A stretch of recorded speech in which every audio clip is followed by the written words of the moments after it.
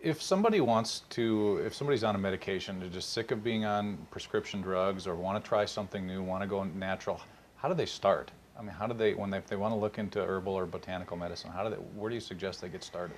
There's there's a double-edged sword to that. The first is you actually have to ask the question in a different way. Not how do they find what herb to look for, but how do they change their health status?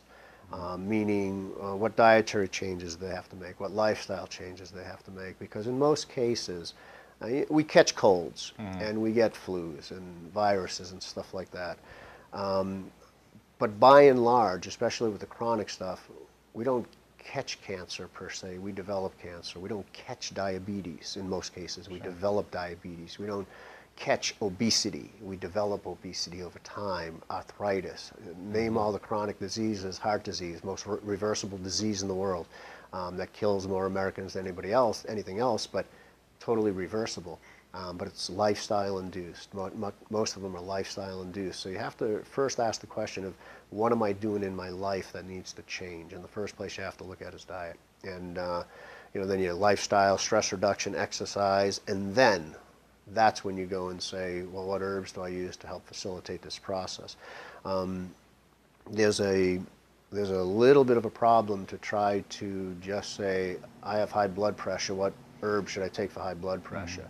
Now you have to say, why do you have high blood pressure? Is it because of stress? Is it because of weight? Is it because of fluid retention? Is it because of hardening of the arteries? So you have to kind of tease out exactly what's going on with your blood pressure and then say, what changes do I have to make? And then what supplements should I take in order to support the system so that you change the system and not just chase symptoms. And that's the key about true herbal medicine, is about changing the systems, not just getting, anybody can get rid of a symptom.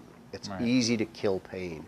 It's easy to get somebody down or get somebody up or get somebody going to the bathroom or stopping somebody with diarrhea. Symptoms are easy to manage.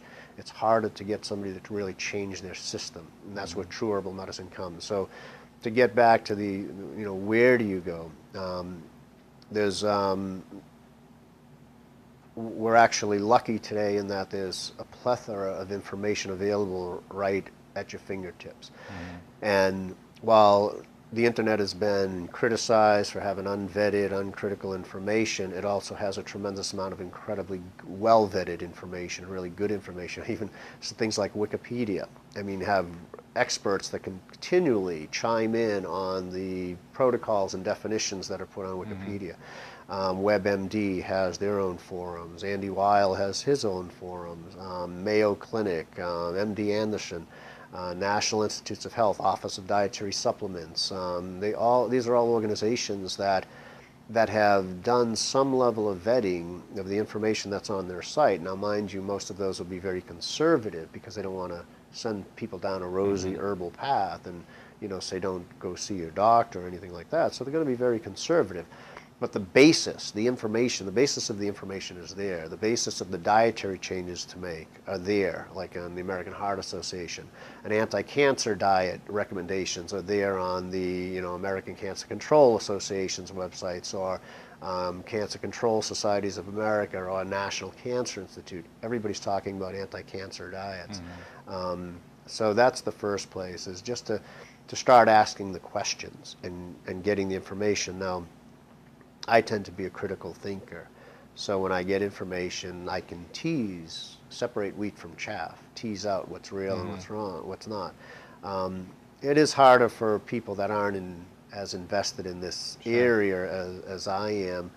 But that's the single most important thing that I could say to anybody on the track of healing, that they have to become an expert in their own condition, and they can't just believe everything somebody says or everything they read, that they have to say what makes sense to them. And usually it's going to be a balanced approach, one that incorporates diet, lifestyle, stress reduction, exercise, and supplements in conjunction with that.